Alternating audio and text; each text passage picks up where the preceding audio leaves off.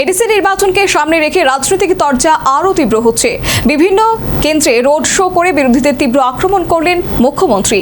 মথার বিরুদ্ধে প্রতিশ্রুতি ভঙ্গ ও দুর্নীতির অভিযোগ। এডিসিতে বিজেপি সরকার গড়বে এবং রাজ্যে ট্রিপল ইঞ্জিন সরকার হচ্ছে বলে জানিয়েছেন মুখ্যমন্ত্রী মানিক সাহা। হাতে আর মাত্র কয়েকদিন বাকি। আগামী 12 এপ্রিল রাজ্যে এডিসি নির্বাচন। এডিসি নির্বাচনকে সামনে রেখে প্রতিদ্বন্দ্বী রাজনৈতিক দলগুলো বর্তমানে পাহাড়ে জোরদার প্রচার অভিযান চালিয়েছে। এই পরিস্থিতিতে মুখ্যমন্ত্রী মানিক সাহা বলেন, পাহাড়ের মানুষ মথাকে সুযোগ দিয়েছিল, কিন্তু তারা কথা রাখেনি। তার অভিযোগ, মথার শাসনকালে শুধু দুর্নীতিই হয়েছে। তিনি আরো বলেন, এবার এডিসিতে বিজেপি সরকার গড়বে। তার কথায় ত্রিপুরায় ট্রিপল ইঞ্জিন সরকার গঠিত হবে। মোটামুটি 3টা না প্রায় 4টের মতো কমপ্লিট হয়েছে। তো খুবই এরকম দুর্গম এলাকায় অনেকে বলছেন যে এইভাবে কোনোদিন কোনো মুখ্যমন্ত্রী এইসব জায়গায় আসেই।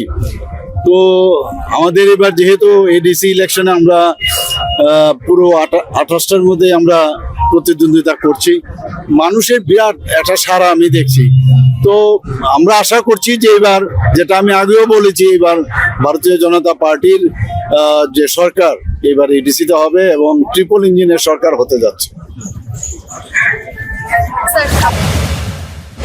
বোধজংনগর, ওয়াকিনগর, সিমনা, তমাকারি, জিরানিয়া এবং মান্দাইনগর, পুলিনপুর এলাকায় রোড শো শেষে সাংবাদিকদের মুখোমুখি হয়ে তিনি এসব কথা বলেন। মুখ্যমন্ত্রী জানান, এডিসি নির্বাচনে বিজেপি একাই 28টি আসনে লড়াই করার সিদ্ধান্ত নিয়েছে।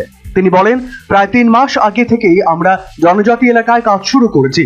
আরো বলেন, প্রচুর অর্থ দেওয়া হলেও মথা কাজ করতে পারেনি। একই সঙ্গে বাম আমলেরও সমালোচনা করেন। তার দাবি, আগের সরকারগুলির সময়ও উন্নয়নের গতি ছিল ধীর। বিজেপি স্বচ্ছভাবে সরকার চালাতে সক্ষম বলে দাবি করেন তিনি। মুখ্যমন্ত্রী বলেন, একমাত্র বিজেপি স্বচ্ছতার সঙ্গে সরকার পরিচালনা করে।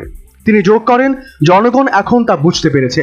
জনজাতি উন্নয়নের প্রসঙ্গ তুলে তিনি বলেন, প্রধানমন্ত্রী নরেন্দ্র মোদী সব সময় জনজাতিদের উন্নয়নে আন্তরিক। আসন্ন এডিসি নির্বাচন ঘিরে বিজেপির জয়ের ব্যাপারে তিনি আত্মবিশ্বাসী বলেও জানালেন মুখ্যমন্ত্রী Manik Saha. Bureau report, news vanguard.